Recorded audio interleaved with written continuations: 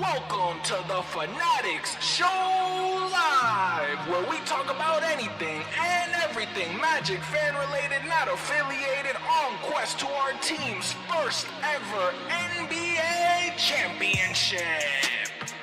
And now to introduce your host of the stream, from Orlando, Florida, y'all know him best, Hollywood!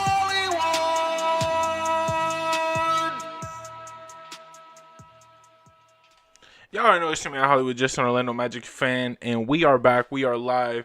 Game 2. We got the Magic. We got the Celtics. Y'all see that win probability? That is crazy. 83.6 in the Celtics' favor, 16.4 in our favor. Magic fans, y'all see the clipboard. Y'all know it's time to go live in action. Man, it's going to be a quick one. We got smacked. We got our asses kicked. Game 1. Ain't nothing else to say about that. We got a saying over here on this side. Everybody in. What does everybody in mean?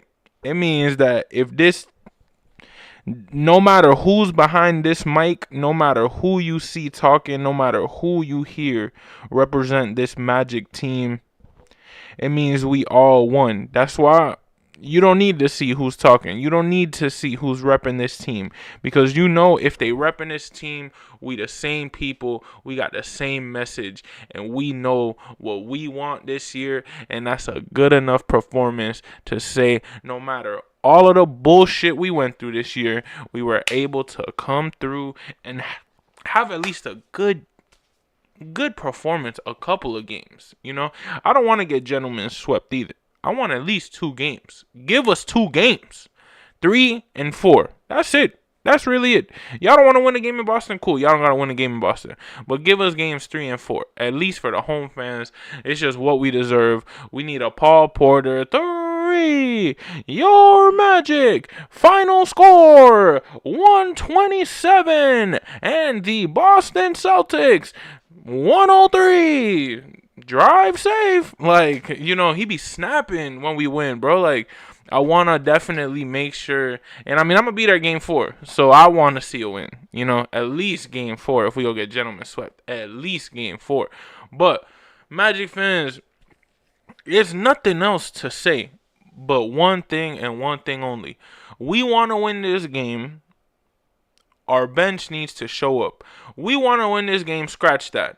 Anybody not named Paolo and Franz needs to show up. And by show up, I don't mean 7 points. I don't mean 7 and 13 or whatever it is that Wendell had 4 and 13. I think he had.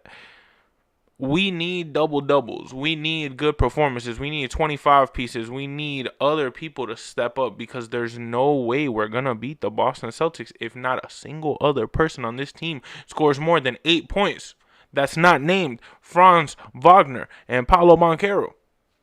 It's just being honest. As a Magic fan, we want to say, yeah, we got a shot, but with our bench playing like that, with our role players like that, with anybody not named Paolo and Franz playing like that, we not going to. And I get it, Magic fans. There's a lot of stats and there's a lot of things in game that happen in which they're not on the stat sheet, which I'll give it to you.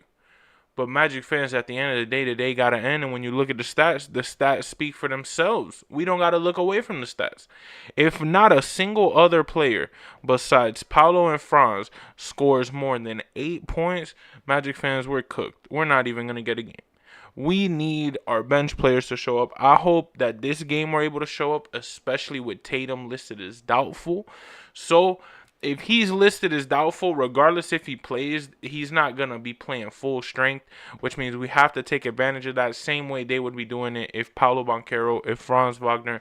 I mean, they're already playing us without a Jalen Suggs, without a Mo Wagner, and those are very big pieces from our team, and everybody knows that. So the fact that they don't got a Tatum, I don't want to hear too bad. And I get it. A Jalen Suggs and Mo Wagner compared to a Jason Tatum is like comparing, I don't know, gold to ruby, but at the end of the day, they both amazing things. You know what I'm saying? And they have the chance to each perform in their own setting a different way.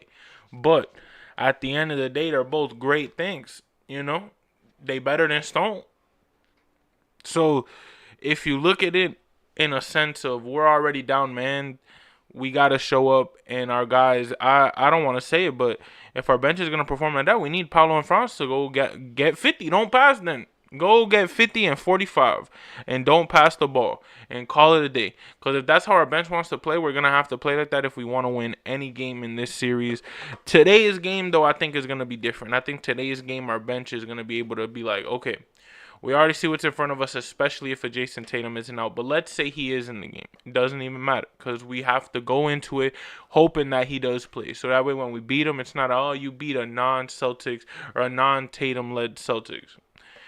Anyways, we want him to play. We hope he's all right. But this Celtics Magic team is going to be, or this Celtics Magic matchup is going to be crazy because 16, and see, that's confirmation right there. 16.4 chance. 83.6 for the Celtics. We got a chance. We got a chance, and I think that if our bench shows up, we got a chance to this game. Our bench doesn't show up, we don't have a chance. It's really as simple as that. I hope that we're able to go into this game. Paulo, I'm so sorry to do this to you, man. We got to get a 40 piece. And it's not you, bro. It's just if the bench, if the role players, if the team that this front office believes that is great, all right, bro. They believe in this team. Show them why this team needs improvement. Show them why even with you scoring a 50 piece, we still might lose it. Because at the end of the day, one player doesn't define the NBA, especially in this landscape and where the NBA is going. You have teams like OKC. You have teams, if you look at the Warriors back in the day, like back in their little run. Not little, let me not say little. In their glorious fucking run. It was sad to see how many times they would beat LeBron. But just seeing that their whole team was insane. Their whole team from start to finish. It wasn't just, oh, they had a Steph Curry. Oh, this team has, look at what Cleveland had with LeBron. They couldn't do it with LeBron alone. They needed role players. They needed a Kyrie, a K-Love, and everybody else on that team that went stupid. Y'all hear this? I don't know why this, man. It's like they vacuuming outside. Anyways, Magic fans, it's really simple. Game 2 tonight, 7 p.m. We got to make sure everybody tunes in. Everybody in general. Confirmation. But y'all already know, Magic fans. It's your man Hollywood, just an Orlando Magic fan. We about to be out of here. Man, 7 p.m. It's 8:40 a.m. right now, April 23rd, 2025. We are out of here. Like always, that's a wrap. And make sure, even if we go down 0-2, remember we got to go back to the Kia Center. And last year we went down 0-2 and we put up glorious games in games 3 and games 4. And then game 6 we lost, or sorry, game 5 we lost. We took it back to the crib game 6. We won game 6. And then game 7, unfortunately, we did lose. But we were up 18. So you never know what could happen in this series. It was just game 1. Screw the probabilities that these websites have. There might not be a Jason Tatum, which changes the series, especially if we do play the Celtics team without a Jason Tatum in a Game 2 situation after losing Game 1, after getting our asses kicked Game 1. Hey, if we can get a Tatum-less Celtics, I'm not going to complain about that because they got a Jalen Suggs and Mo Wagner-less Magic team. I know the comparisons might not be as like, whoa, but it's still impactful players on the team that we would direly need right now. Y'all already know it's your man Hollywood, just an Orlando Magic fan. And like always, that's a wrap. Hollywood, and it's evident I am just a Magic fan. Old Town, I'ma represent. Taking charge, go commando. Now we living in Miami, but you know I rep Orlando. Oak Ridge, yeah, it lives in me. Walking down the road, passing by OBT. 407 every day, it stay on repeat. Blue in my blood, ain't no stopping me.